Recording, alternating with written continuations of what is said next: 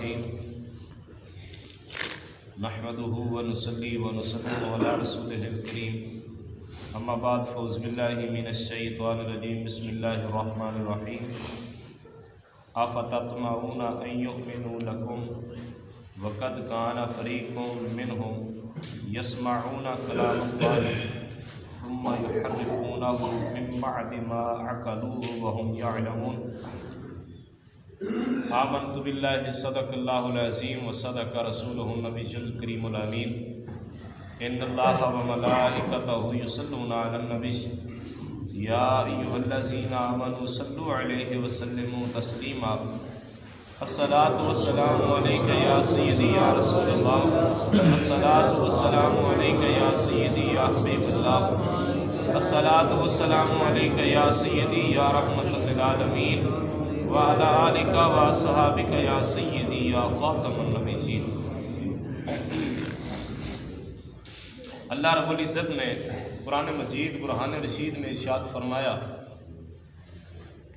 اے مسلمانوں کے گروہ، کیا تم یہ طمع کرتے ہو؟ کیا یہ تمہیں طمع ہے کہ یہودی ایمان لے آئیں؟ کیا یہودی تمہارا یقین کریں؟ اور ان میں سے تو ایک گروہ وہ تھا کہ اللہ کا کلام سنتے ہیں پھر سمجھتے ہیں، سمجھنے کے بعد اس کو بدل دیتے ہیں جان بوجھ کر۔ صحابہ کرام یہ چاہتے تھے کہ جو یہودی ہیں، جو ان کے پڑوسی یہودی ہیں، جو قریب والے ہیں، صحابہ یہ چاہتے تھے کہ یہ محمد عربی کا کلمہ پڑھ لیں،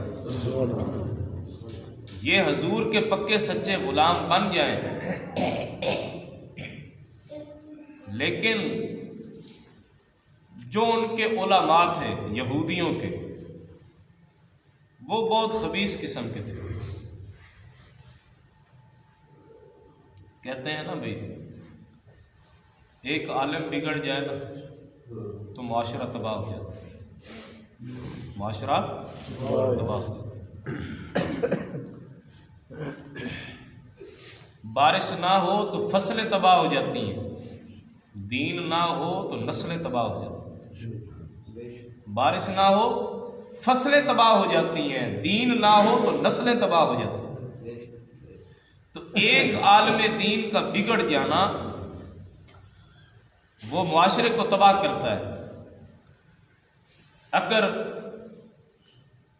عالم مستحب چھوڑے گا نا تو لوگ فرائض چھوڑ دیں گے، عالم مستحب چھوڑے گا تو لوگ فرض چھوڑ دیں گے، وہ فرض چھوڑے گا تو لوگ سرے سے ہی نہیں پڑھیں گے۔ وہ کہیں گے کہ جب یہ نہیں پڑھتا جس کو ہم نے عالم بنایا ہے، اگر یہ بخشا گیا تو پھر ہم بھی بخشے جائیں گے۔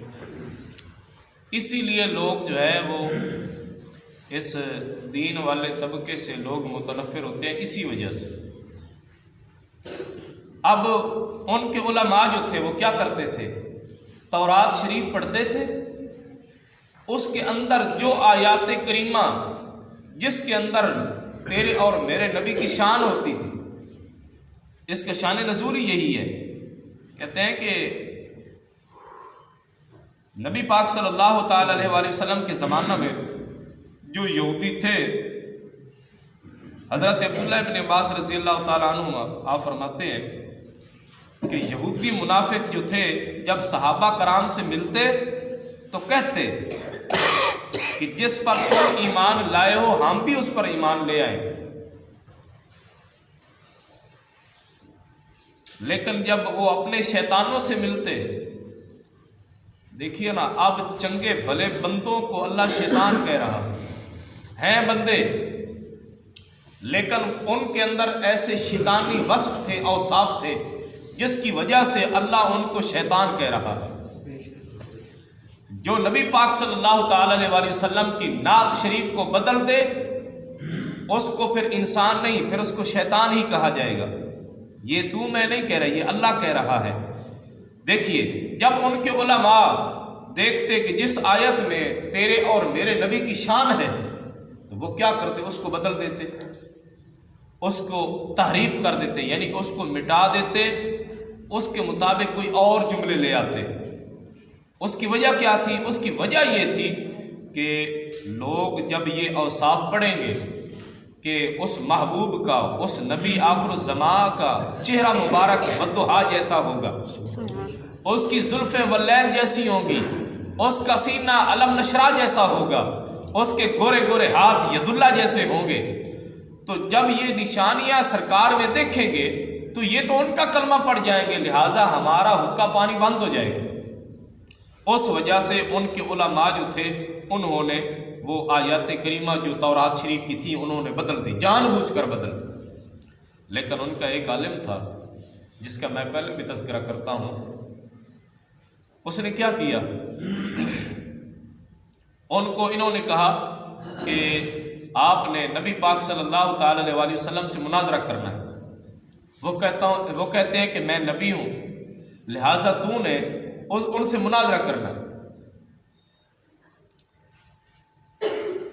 جب اس نے تیاری کر لی مناظرے کی، کتابیں اکٹھی کر لی، پوری تیاری کر لی، کتابوں کی گٹھڑیاں اٹھا کر وہ لے گئے، یہ ساتھ یہ بھی تھا ان کے جو حواری تھے وہ بھی گٹھڑیاں کتابوں کی اٹھا کر جب لے گئے مناظرہ کرنے کے لیے جا رہے ہیں۔ اللہ اکبر! جب اس عالم دین نے نبی پاک صلی اللہ علیہ وآلہ وسلم کا چہرہ دیکھا، اس نے کتابیں ساری کی ساری رکھ دیں اور نبی پاک کے قدمین شریفین پر سر رکھ کے اس نے محمد عربی کا کلمہ پڑھا۔ اس کا نام تھا عبداللہ بن سلام، اس کا نام تھا عبداللہ بن سلام۔ اس نے کلمہ حضور کا پڑھ لیا۔ اس نے کیا کہا؟ وہ کہتا ہے تو لکھائے ہر سوال و ہر جواب، یا رسول اللہ آپ کی ملاقات ہی ہر سوال کا جواب ہے۔ یہ تو کہتے تھے کہ توبہ نعوذ باللہ وہ جھوٹا نبی ہے، یہ ہے وہ ہے، یہ تو طرح طرح کی باتیں کرتے تھے۔ یا رسول اللہ میں نے جب دیکھا ہے کہ ایسا والضحیٰ کا مکھڑا واللیل کی زلفیں، ایسا سونا چہرے والا کبھی جھوٹا نہیں ہو سکتا، ایسے خوبصورت چہرے والا کبھی جھوٹا نہیں ہو سکتا۔ اس نے حضور کا فوری کلمہ پڑھ لیا۔ تو جب صحابہ یہ چاہتے تھے کہ جو ہمارے پڑوس والے ہیں، جو ہمارے قریب رہتے ہیں، یہ حضور کا کلمہ پڑھ جائیں، یہ یہودی جہنم میں نہ جائیں، ہم سرکار کے غلام بن جائیں اور سرکار کے ساتھ ہی جنت میں جائیں، لیکن اللہ تبارک و تعالیٰ نے فرمایا اے مسلمانوں کے گروہ، کیا تم یہ کہتے ہو کہ یہودی ایمان لے آئیں؟ اللہ فرماتا ہے یہ کبھی ایمان نہیں لے آئیں گے، یہ کبھی ایمان نہیں لے آئیں گے۔ یہ خاص طور پہ یہ آیت کریمہ ان کے علماء کے لیے اتری تھی۔ اللہ نے فرمایا ان کا ایک خاص گروہ ہے جو اللہ کا کلام سنتا ہے، سننے کے بعد سمجھنے کے بعد اس کو بدل دیتے ہیں۔ کئی دنوں پہلے میں نے بات ایک کہی تھی، آج بھی کچھ ایسے ہیں کہ جو پیسے لے کر فتویٰ بدل دیتے ہیں، پیسے لے کر فتویٰ بدل دیتے۔ میں خود کہیں دیکھے، ظاہر گل ہے جب جہاں سے مال آئے گا نا پھر وہ دین کی بربادی بھی ہوتی ہے۔ یہ مال ایسی چیز ہے یہ دین کو بھی تباہی لاتا ہے اگر آدمی لالچ میں آ جائے، اگر آدمی لالچ میں آ جائے۔ تو کچھ ایسے بھی ہیں جو پیسے وغیرہ لے کر جو دین کو بدل دیتے ہیں، فتویٰ چینج کر دیتے ہیں، فتویٰ بدل دیتے ہیں۔ تو ان علماء کے لیے خرابی ہے کہ وہ نبی پاک صلی اللہ علیہ وآلہ وسلم کے دین کو ایسے ہی بیان کریں جیسے کما حقہ محمد عربی اس کو لے کر آئے، جیسے حضور اس کو لے کر آئے ہیں۔ تو اللہ رب العزت فرماتا ہے کہ ان کا ایک گروہ تھا کہ جو کلام کو سمجھتے تھے، سمجھنے بوجھنے کے بعد بھی اس کو وہ جان بوجھ کر بدل دیتے تھے۔ لہٰذا وہ تو قومیں گزر چکی ہیں، اب ان علماء کے لیے یہ خاص طور پہ اللہ حکم فرما رہا ہے کہ وہ بدل دیتے تھے کلام۔ ہاں جی، کہیں تم نہ تھڑک جانا، کہیں تم نہ تھڑک جانا، کہیں یہ نہ ہو کہ مال متاع دیکھ کر دین کو ہی بدل دو، رسول اللہ کے دین کو ہی چینج کر دو۔ لہٰذا یہ ہم سب کو بھی خیال رکھنا چاہیے، یہ نہ ہو کہ ایک چائے کی پیالی پہ اپنا سارا دین بیچ کر آ جائے، یا جس نے ایک سموسے کی پلیٹ کھوائی وہ بھویں جو مرضی آکھی جاوے تے اے چپ پہ کیوں بھائی ان سموسا کی پلیٹ کیوں کھا لے، ہونے جو مرضی کہے چپ۔ ایسا نہیں ہونا چاہیے۔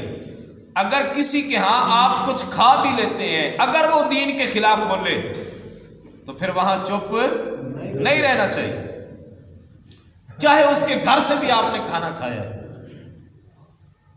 اگر وہ دین کے خلاف بول لے، اکابرین کے خلاف بول لے، صحابہ کرام کے خلاف بول لے تو پھر وہاں خاموش نہیں رہنا چاہیے۔ اگر خاموش رہا تو پھر اس کو گنگا شیطان کہا جائے گا۔ جو آپ کے پاس ہے وہ کہے، وہ بولے، ورنہ اگر وہ دین کے خلاف بولے، سرکار کی شریعت کے خلاف بولے، صحابہ کرام کے خلاف بولے، اکابرین کے خلاف بولے تو وہاں خاموش نہیں رہنا چاہیے۔ اگر خاموش رہا تو پھر ان کے ساتھ اس کا اثر ہوگا، جو کلام کو سمجھتے تھے اور جان بوجھ کر اس کو بدل دیتے تھے۔ اللہ رب العزت عمل کی توفیق عطا فرمائے۔